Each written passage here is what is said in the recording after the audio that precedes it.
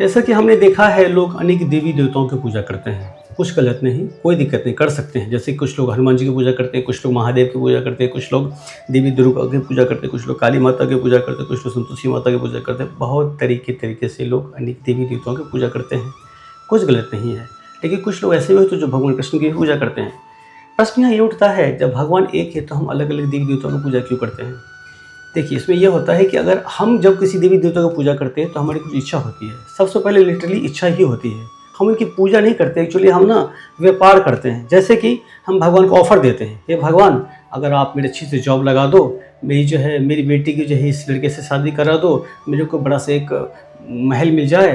इस तरह से बहुत सारे ऑफ़र बोलते हैं। अगर आप मेरे को जो है ये चीज़ दिला दो तो मैं आपकी अच्छे से पूजा करूँगा।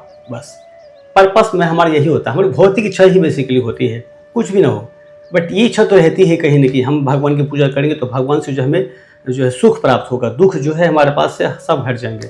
हमारा मेन पर्पस यही होता है। लेकिन ये ध्यान रखिए, ये बहुत क्षणभंगुर है। ये सिर्फ़ और सिर्फ़ आपसे तब तक रिलेटेड रहेंगे जब तक आप इस पृथ्वी पर हैं। जब आपकी मृत्यु हो जाएगी तो सब कुछ खत्म हो जाता है। यानी कि आप कभी भी इन चीज़ों की पूजा करके आप मुक्ति नहीं पा सकते। आप 84 लाख योनि में घूमते ही रहोगे, कोई फ़र्क नहीं पड़ेगा। आपने क्या किया, भगवान से इच्छा की और उन्होंने आपकी इच्छा पूरी कर दी, बात खत्म। आपको सुख मिल गया। आप कुछ टाइम के लिए अगर आपने अच्छे कर्म किए हैं तो आप स्वर्ग जाएंगे, फिर वापस यहाँ पर आ जाएंगे। कुछ नहीं होने वाला इससे आपको। लिटरली अगर आप भगवान की भक्ति करके आगे निकलना चाहते हैं तो आपको भगवान कृष्ण की भक्ति करनी चाहिए।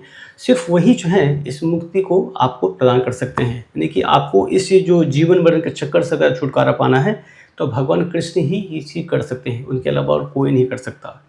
हरे कृष्ण।